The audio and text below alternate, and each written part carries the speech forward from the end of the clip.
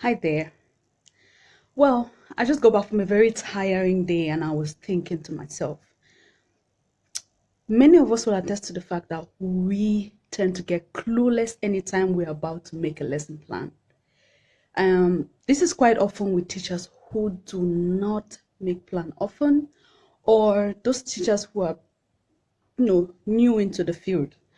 Well, there is something so important about a lesson plan that we all are missing out on.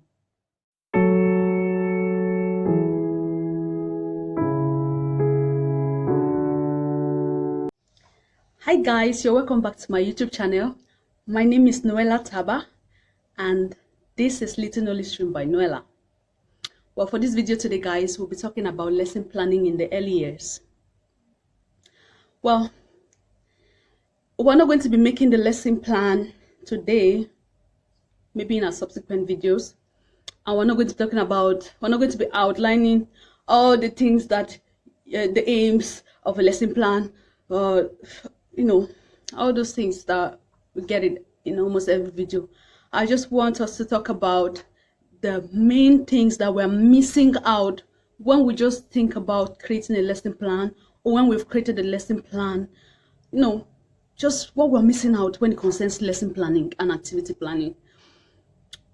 First thing that we really need to understand is lesson planning is not some crazy, complicated thing that we tend to be scared about or overwhelmed about. So that said, the first thing that we're missing out in when creating our lesson plan or our activity plan in the early years sector is calming down. Guys, we need to calm down. Many teachers are excited. Some are so overwhelmed with it, thinking creating a lesson plan is like writing a speech for some president or, public speaking. A lesson plan is just an activity you're making for these children. So for the early years sector, making a lesson plan is you just have to concentrate on the various things that are necessary when creating a lesson plan. In my next video, guys, we're going to see those things that are necessary, or those things that are really supposed to, how can I put it properly? We're going to see how a lesson plan is supposed to be like we're going to bring a sample lesson plan, and we're going to see how we're supposed to, everything about the lesson plan, including a sample lesson plan, is going to be put to us in our subsequent video. But today I just want to talk about what we really miss out when it comes to creating a lesson plan. First, I've already said it. We need to calm down. Either we are so excited or we are so overwhelmed that we just think if we create a lesson plan, how do we start? What is happening? And this happens to those teachers who are new.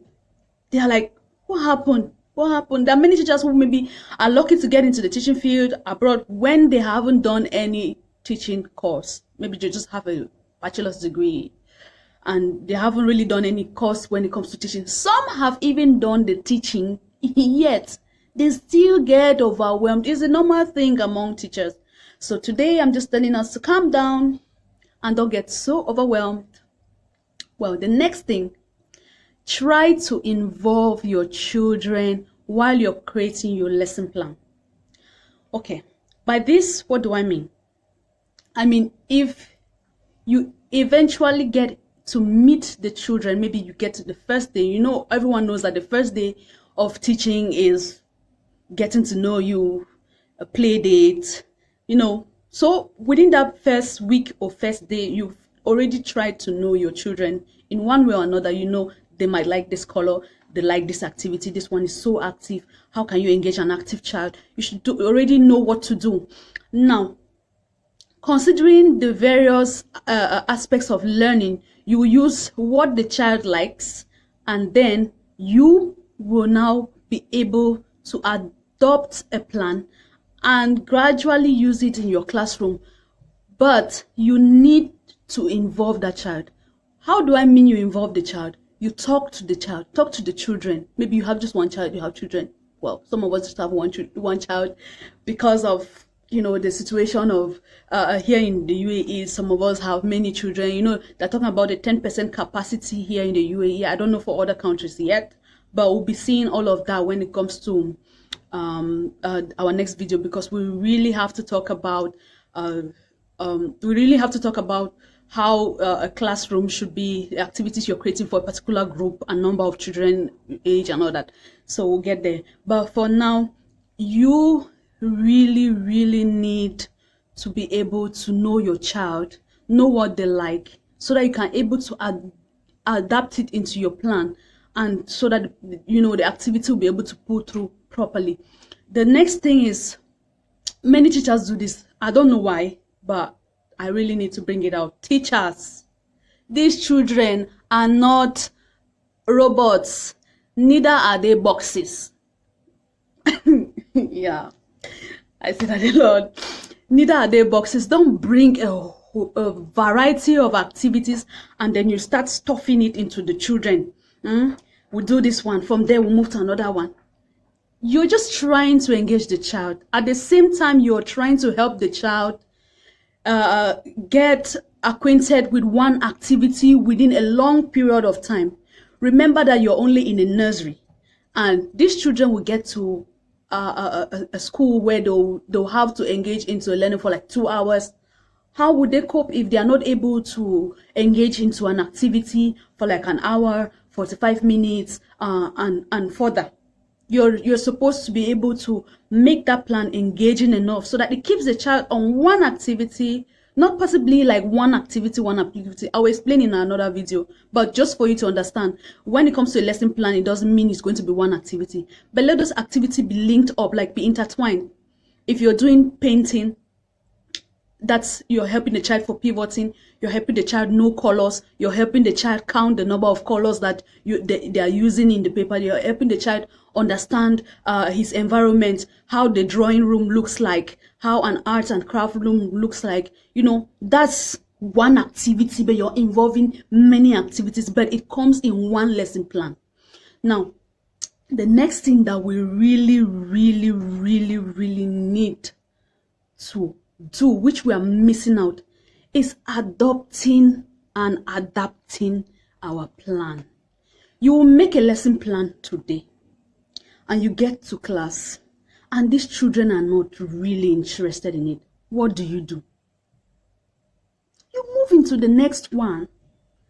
You move into the next activity in the same plan. You keep trying and trying and trying. You realize that in a long run, when you get into maybe painting, the children will start identifying the colors for you. That's already a literacy. And then at some point, they'll be like, let's use our fingers to test. That's sensory activity. They're using their fingers. They'll be like, okay, let's try to count the number of colors. That's mathematics. Now, let's see if we can use the colors and do face painting. That is physical activity. Let's see if we can do a running game with colors. I pick the colors and I run into a basket and drop it in the other basket and pick it out from another basket and drop it into another basket. That's physical activity. Are you able to engage your children in that manner? That way, it's not like, let's leave drawing activity now, guys. We're going for outdoor playing activity. And maybe a child was really interested in the painting or the drawing or any other activity you were doing in class, and now you're taking them outside. You really need to know your children. The next thing is, you don't really have to complete your activity. Please get me right. Just because I said you shouldn't just disengage your children to another activity doesn't mean you will not complete your activity, but that will only depend on if these children are really engaged. If they are engaged in the activity, you continue, you keep on like that. But if they are not engaged in the activity, be ready to move to another activity. And if you move to another activity and you see that they are engaged in the activity, you try as much as possible to complete it. Maybe ending it with a rhyme, with a story, with singing. It helps the children to learn more. Like there was this time, guys, we're doing um plants. The topic for the theme for that week was plants. How do plants grow? So after the whole activity for the week, our children were able to, well, my children were able to tell me what it takes for a plant to grow. If you ask them, children, what does it take for a plant to grow? You will hear a child will say, water. Nice. Another will say, we need to pat the soil. Do you know how to pat the soil? When you use the hoe to, make it soft, the soil to be soft. We need manure. Some soils need manure, yeah? A lot of things you tell the children. And then in the end, you need to finish it with a rhyme. A little seed for me to sow, a little soil to make it grow, a little hoe, a little pat, a little hit, and that is that. A little shower, a little sun, a little time, and then a flower. And now they know how a plant should grow. They know that you need to take time, you need to use a soil, you need to use water, you need to pat the soil, you need a whole lot. What do you teach the children? At the end of the week, you should be able to have a learning outcome. It is very important in your lesson plan. But it doesn't mean that you should kill yourself. Because sometimes you'll be able to be engaging the children, and then you realize that there's a child that just wants to get up and up to another area. Calm down. Do not react. Calm down. No need to get overwhelmed. The child is trying to find where he or she can really engage his or herself to. So what do? You observe. Then if you feel like the child is doing something that is really not going to help him or her, you use another style. Many teachers would do, hey, what is this? And then the child will run back. Let me come and check what this crazy teacher is saying.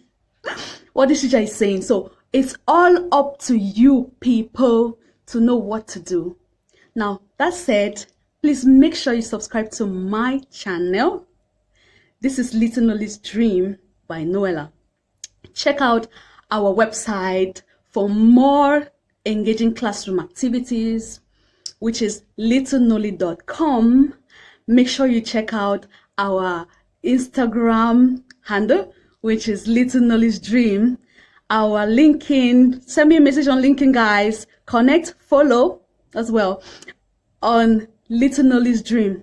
Well, we have our Facebook handle, which has a lot to be seen there. So make sure you like our Facebook page. Our Facebook page is Little Nolly's Dream by Noella.